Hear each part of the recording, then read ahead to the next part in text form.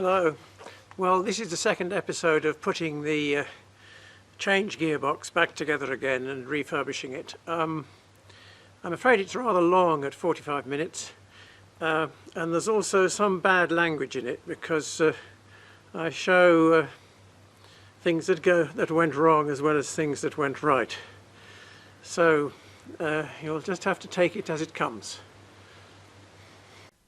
So one of the problems we had was that the 8-position knob on the front of the gearbox could not be rotated. It was stuck in position 1, and the assumption was that these plastic drums or rollers were in some way stuck, possibly binding upon those metal shoes which are sitting on top of them in the bottom of this photo. Now, Fix-It Nige, link in description, who tackled this problem in 2016, said that he turned 0.3 millimeters off the OD of these plastic things, so that they're all sitting on this square cross-section shaft, and these will go up against the chuck jaws.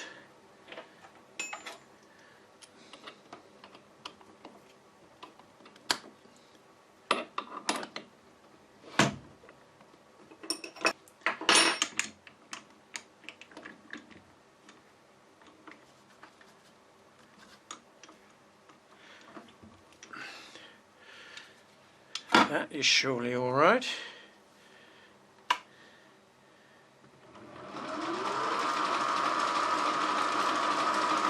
Okay.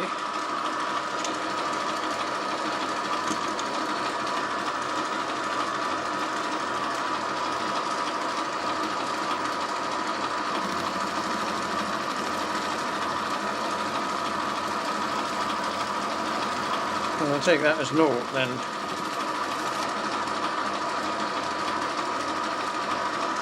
We'll just let that run across and see what happens.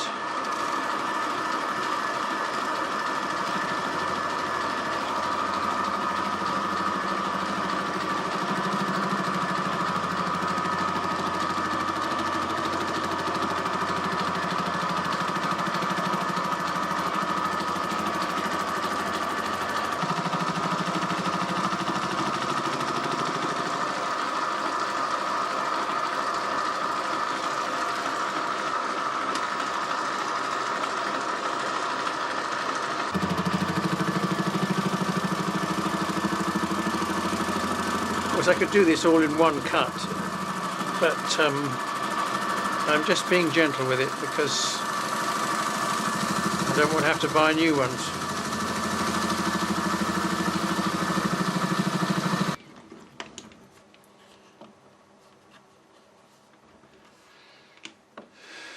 Well, I just wonder how much, whether that's enough, whether the staining doesn't really matter, does it? Do you think that's enough? The only way of finding out is to put it back in the gearbox. There were burrs on the trailing edges of the interrupted cuts, and I removed those with an X-Acto knife. So, my little Chinese mini lathe is still useful. So now we come to install these plastic rollers, and they fit on a square shaft and they're in pairs. Each individual pair only goes one way because they've got to fit together to make a groove, but the 4 pairs can be put in different orientations on this square shaft. And this is something that I didn't notice when I took it off. So, since the shaft is symmetrical, we could put the first pair on any way we like. But having done that, then there's 4 ways for putting this pair on, and for each of those 4 ways for putting that on, and for each of those 4 ways for putting that on. So there are actually 4 cubed or 64 different ways of configuring these rollers, whatever. There's 64 ways of configuring them. Luckily, I'd taken enough video of it before I removed it, so I think I've got it back the way it should be. So these are the rollers that install down there and act to move these gears back and forth to engage different ratios. I have in fact had very considerable trouble with getting this installed to my satisfaction, and my first piece of advice to anybody is, if your rollers are working, don't mess with them, because there are numerous constraints on this shaft and its components, and well, there are more constraints than than adjustments that one would like to make. So I'd just like to describe that to you. So we've got these rollers on this shaft, and the shaft is of square cross section, so all the rollers are forced to rotate with the shaft, and they're installed down here, and then running in these grooves there are these forks, or whatever you like to call them, well, a cam in the groove if you like, which engages with one of these gears and moves it appropriately left and right as the rollers turn to engage the desired gear. Now, these rollers are actually made up of 8 different pieces of plastic, and so it seemed obvious to me that there needs to be something that holds them all together, at least gently. Otherwise, when you insert the cams, they're going to widen these slots, and there's going to be undesirable slop, and then therefore undesirable lack of accurate positioning of the gears. So if we look at this, there is a collar here which is fixed by means of a roll pin very slightly shy of the end of the square cross section. You hold it there like that. That's where that is. So if we then, holding the collar in its only possible position because of the roll pin, we see that this disc or roller is proud of the end of the square bit on this shaft. In other words, it's not sticking out like that. So that allows us to squash these things together by means of this bush here, which goes in the gearbox case. So by pushing that through, we can ensure that all of these rollers are pressed up against this collar. Okay, that's fine. Incidentally, this bush is held in position by means of a grub screw, and there's only one hole, so that presumably everything is measured exactly right, and by putting the grub screw in that hole it comes out correctly. It didn't come out correctly in my case. By the way, this O-ring wasn't there originally. I've just put it on there. I had to hammer this bush so hard in order to get it out in the first place, and also to put it back in again during the process of the refurb, that it started to mushroom at both ends and got more and more difficult to insert and remove. Therefore I decided to skim 0.08 millimeters off the radius to make it fit more easily, and because of that I decided to put an O-ring in case there was a leak of oil round it. That's another story. So By fixing this collar with the roll pin and by pressing this bush that way, we can keep these rollers all together. That's absolutely fine, but now there's another constraint, because down here we have a bevel gear which is connected to the big 8-position knob, and that's obviously fixed in the casing. And then we have another bevel gear on this shaft which is in a fixed position because of this roll pin, and this bevel gear engages with that bevel gear. So it's clear that this whole assembly, in particular this shaft, has got to be in exactly the right position, left to right, in order that these bevel gears should engage comfortably. There's very little room for error there. So we don't have much freedom to move this whole assembly left to right if it didn't turn out to be lined up with these gears correctly, because the bevel gear constrains that movement. In this bush at the back there is a steel plug which presses in there, and it's basically to stop the oil coming out. And because of the construction of this, the steel plug is going to be almost abutting the end of the shaft, but it doesn't really matter because the shaft can't go any further forward because of this square cross section here, so we don't need to bother about that.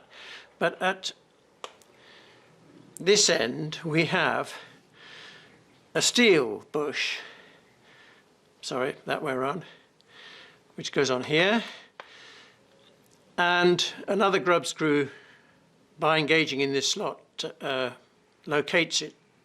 And likewise this one has a steel cap pressed in there, and this cap can perform a useful function, because if I put this right on here, clearly this bush cannot go further than there because of the bevel gear, and at this point it will be clear of the end of the shaft, will be clear of this cap.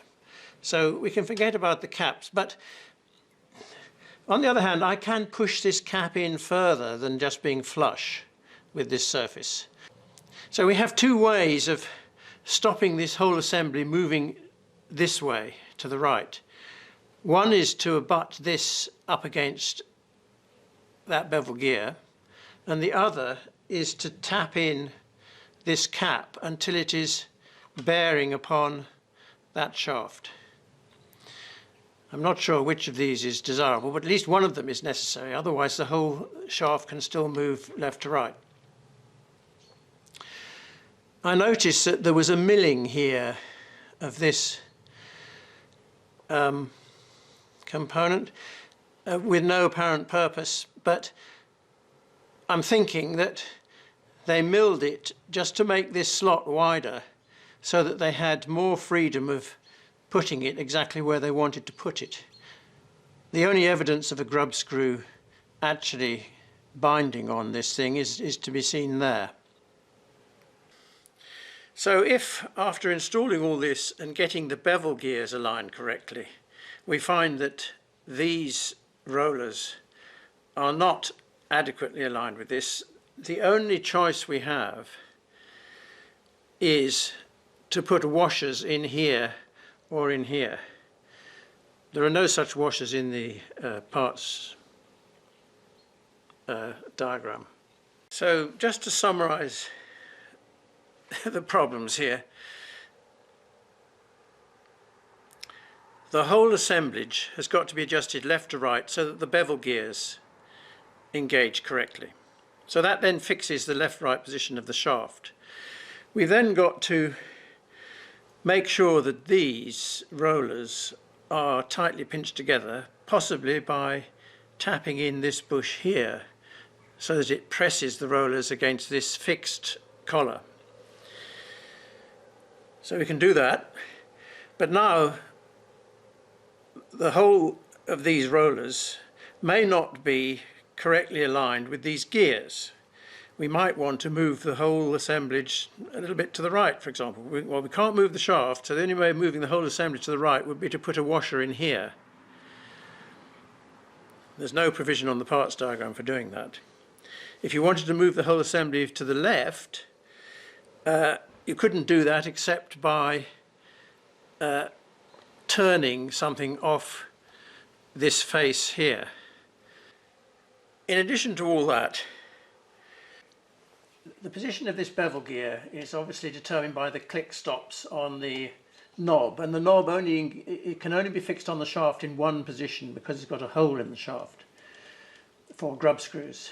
So that means that this gear has got to be engaged with this gear at exactly the right tooth, so that when it's on number 1, the gears here are in the correct position and this drum is in the correct position.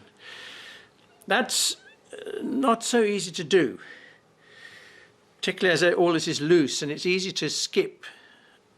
It's easy to skip a tooth whilst one is trying to get a roll pin engaged in there. So all in all, I found it extremely complicated and difficult to get this right. So now I'm going to attempt to insert this shaft properly in its position down there. You cannot do this with this gear in place unless you remove both of the bushes from either end. That just gives you enough jiggle room to get it right. So I think what we do, and I just hope I know what I'm doing here. Stop it. Right, so I can't get them in directly, I have to go down at an angle.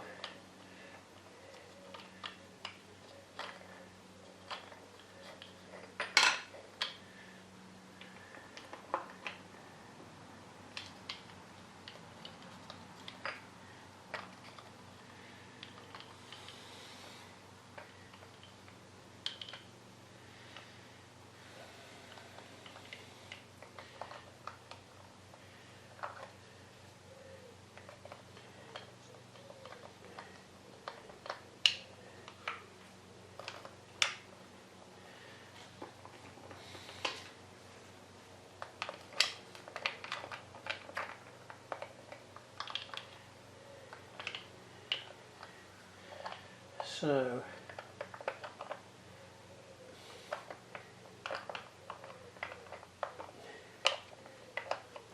surprising how difficult it is to get these things onto this square. Go on, go on, go on! This is why I would advise you not to put this shaft in first, because it's this is a fiddly business. What is stopping you now, you little rat? I can see you're just... that's it.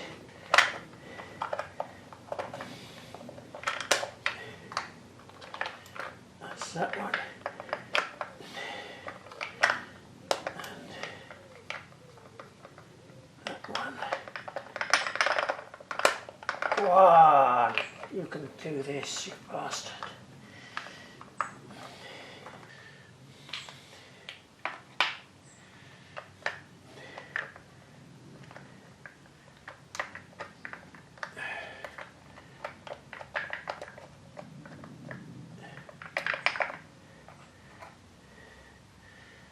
One more. I don't know why this is so stiff. I've got it covered in oil and it's still so stiff.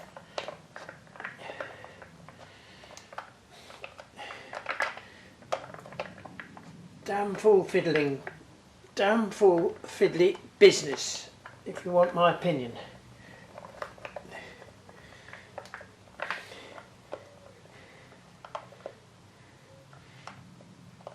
No, you can do that. Right, before we go any further, we've got to put this on, because otherwise it'll get caught by that bevel gear.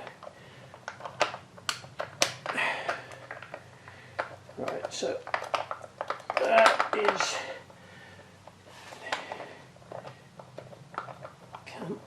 go on, you rat, go on,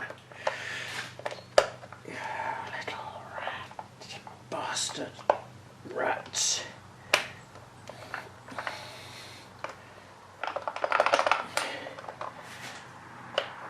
Come on, come on.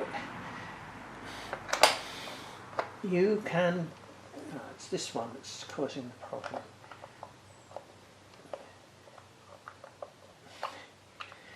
It's because I can't lift this with this gear in the way that it's so awkward. And as I say,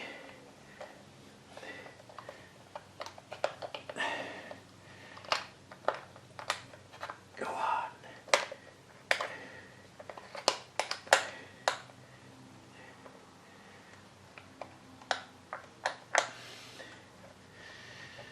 You could spend several years doing this, you know.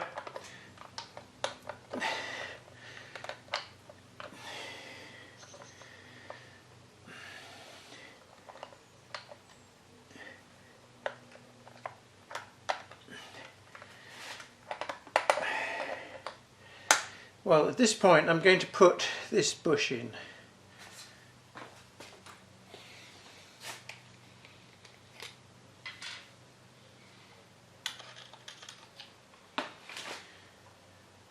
Put some on the outside as well because of this O-ring.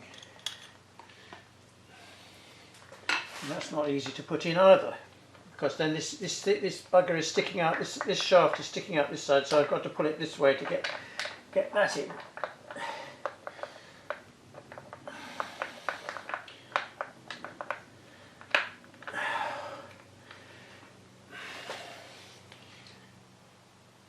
You can't see what I'm doing now, can you? So, what I'm trying to do now is to get this bush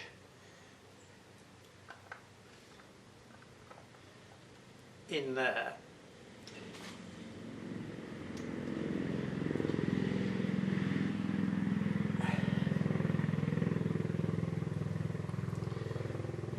And I think I can bash it gently with this.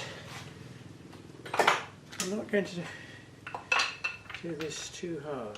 Let's see what happens if I do this.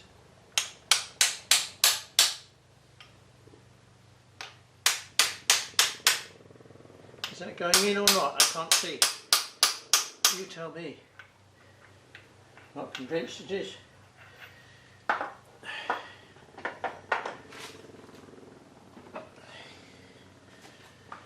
You're going to have to come the other side. I can't see what I'm doing here.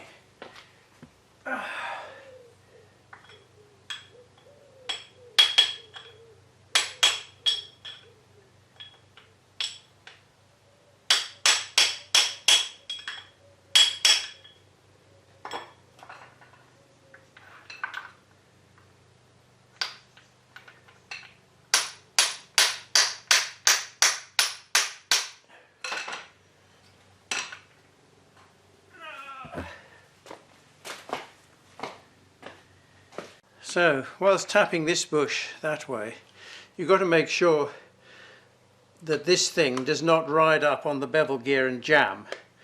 And you also have to remember, which I've just forgotten, that I should have put this bevel gear in before this shaft had got this far up, because now, can I get it on?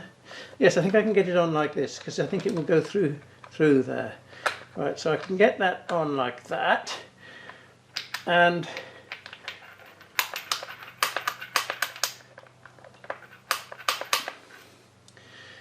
whatever, I'll just push this shaft through.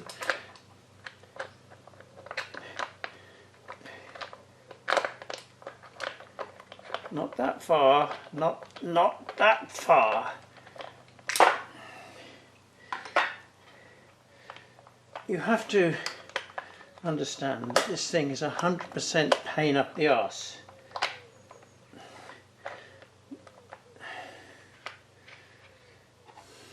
So now I can put this thing in.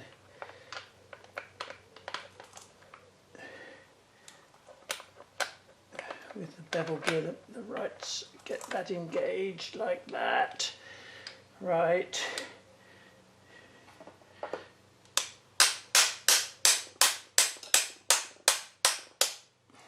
Right. Okay, so we've got it in, but it's still not right because this. I knocked that out again. Right. Let me try putting this back in again. Don't see how it can be so awkward. You only need 15 hands to do this.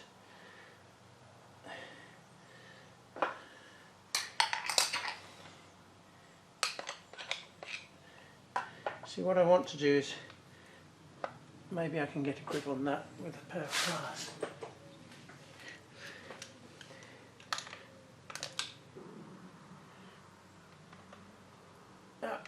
That's good.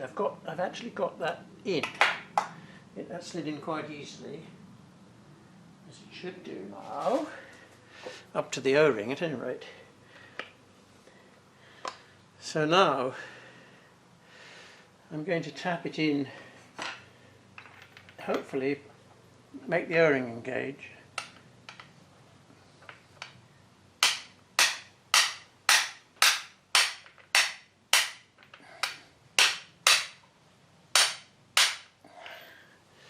Well, this is my O-ring, so you know it might not be properly designed. It was the only O-ring I happened to have in stock, so you know, I just used the one I had. If it won't go in now, that's my fault.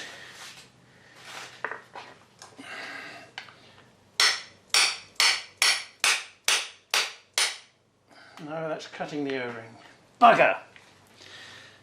So I need a thinner O-ring than that, or else I've got to machine it more. You bastard.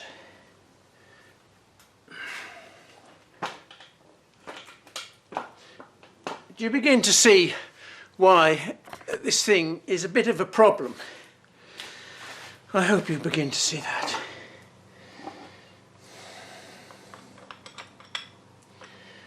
See if we can get that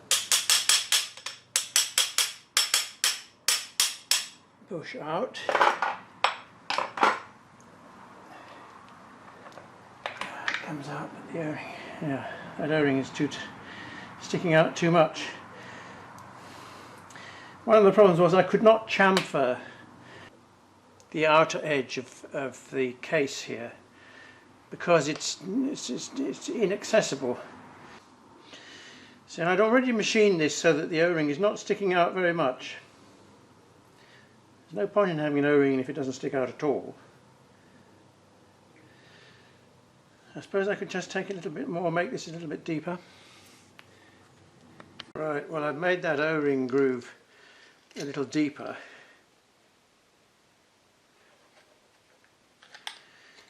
And let's hope that I can get this thing in now.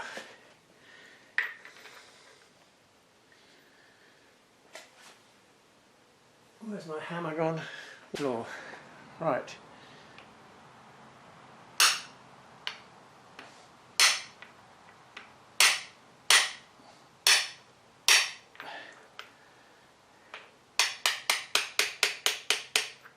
I think that's in. But at any rate, it's got the O-ring in. Well, I think I did it a bit too far because I can't quite get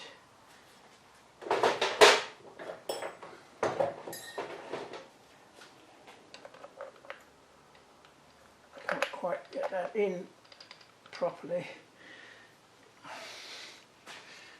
So I will just knock the whole thing slightly this way.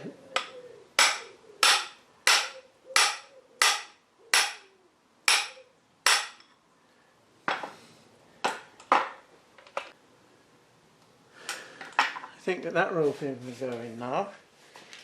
So this is where life starts getting, well, difficult, because I've got to put this in without moving anything. Without moving anything.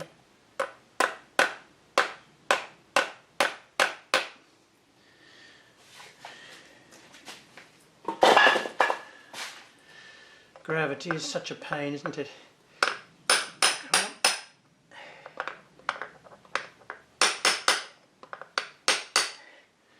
Everything, you know, is, there's no way of holding anything.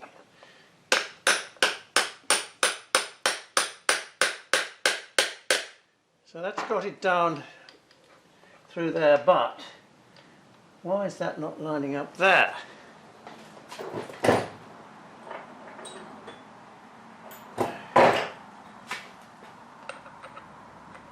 Like that.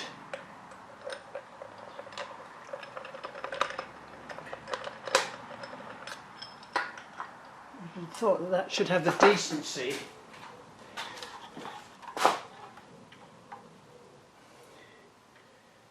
Should have the decency to go straight through. There's nothing really stopping you other than sheer cussedness. And where's my bloody punch? Ah, there it is.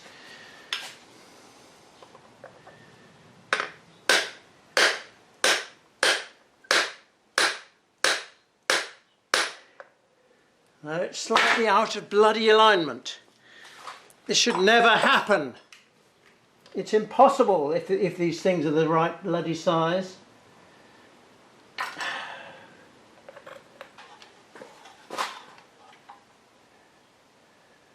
There's always one, isn't there? Always some bastard who won't work. I'll try it the other way. I'll take this pin right out and try it from the other side.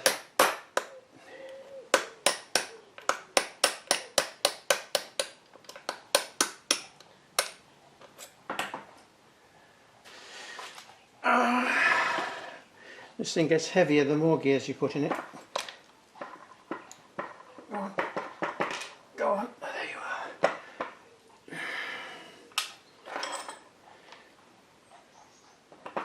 Ouch. Right, so I didn't like it that way. So it's not difficult. All you've got to do is get in a hole. I mean, how difficult can that be?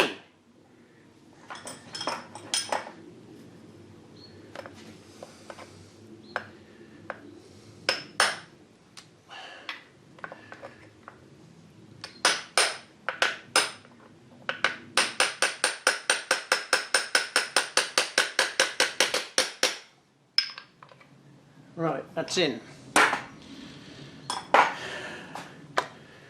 So now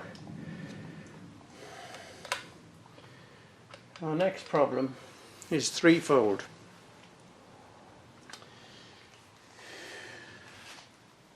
And I'm going to tackle it tomorrow because I'm fed up tonight. So where we are at the moment is that this is on and that's fixed. This is loose, and the whole shaft can still move left to right in its two bushes. This bush is sticking out a bit at the moment, and what I want to do now is get these rollers in the right position corresponding to position 1 on the big silver knob that's under here. Luckily, I know how the gears should be in position 1. This one should be engaged there and the others should all not be engaged. So in order to get the drum in the right position for that, I'm going to rotate it until we find the bit where the groove goes to the right. And then I put this shoe on. Let's try it like that. Put that shoe on temporarily. So now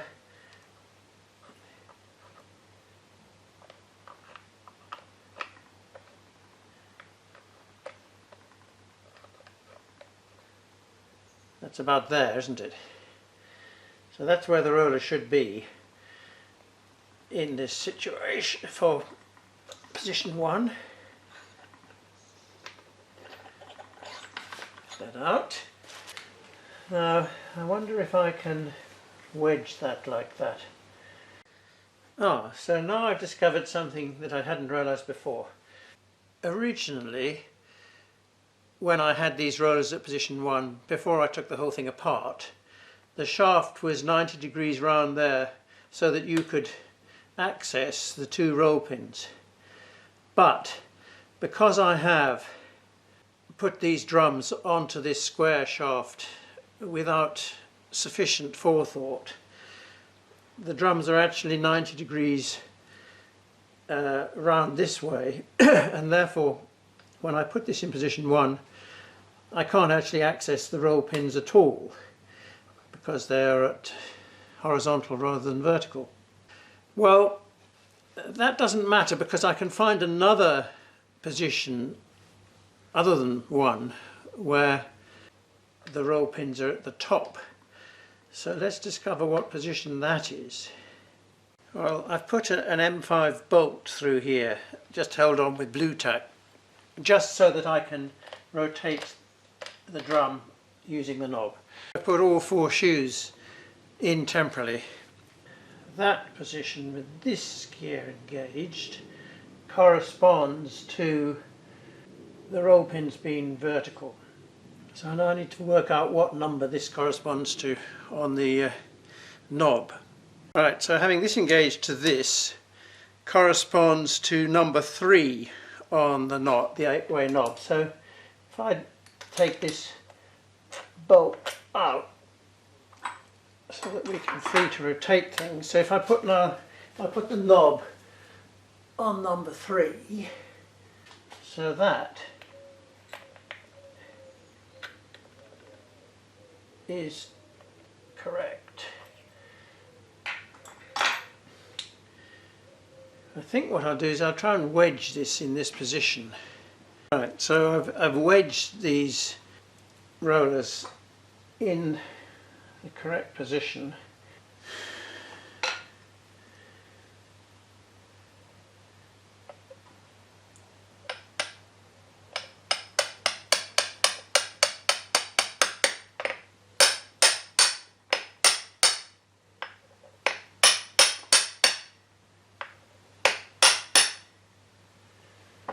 Right.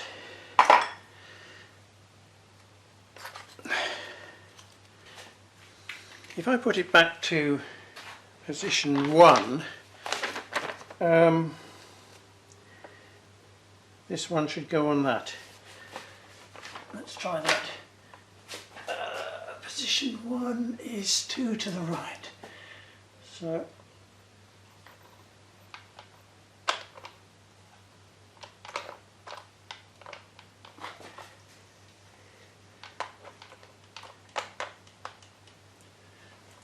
position 1. Okay, so that's okay. I've got these bevel gears engaged correctly with the correct teeth, but this whole thing wants to come that way. So I've got plenty of scope for this to go in.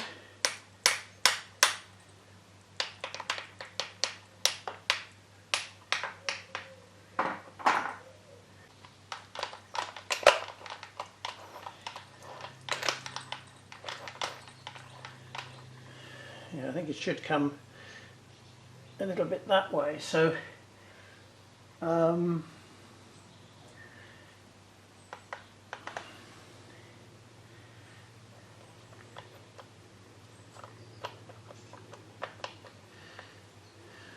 what did I say? A little bit that way.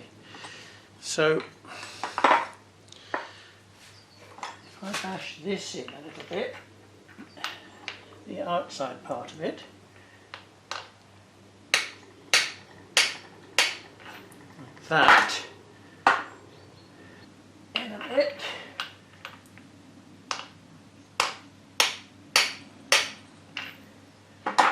just don't want to get it, I don't want to do it too far.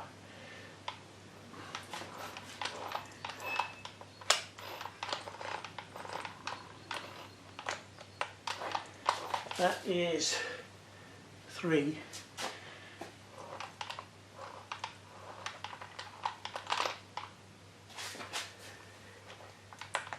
Two. That's there.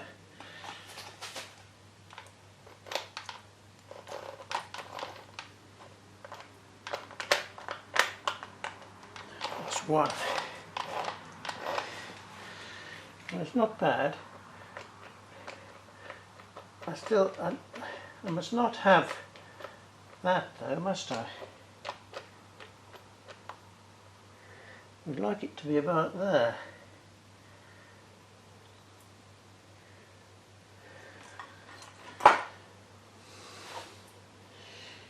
Which I think means that this wants to come a bit further. Like that. And then this wants to come a bit further. Like that.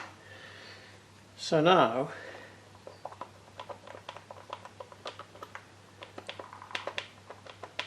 just a little bit of, right, so if we go, we're on 1, so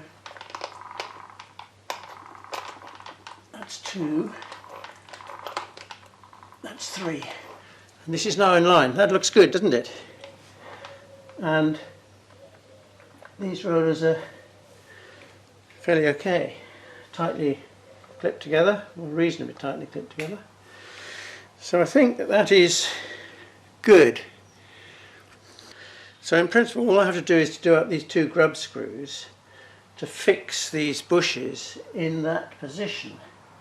There's been so much handling of this thing and balancing it on edges and so on that my beautiful new paint job is getting slightly chipped here, which is a pity, isn't it?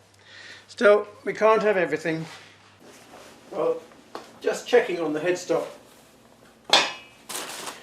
This is the spindle. And this is the output shaft which goes via gears to the change gearbox. And you see that these 2 shafts rotate 1 to 1 together. So this is 4496, 4488.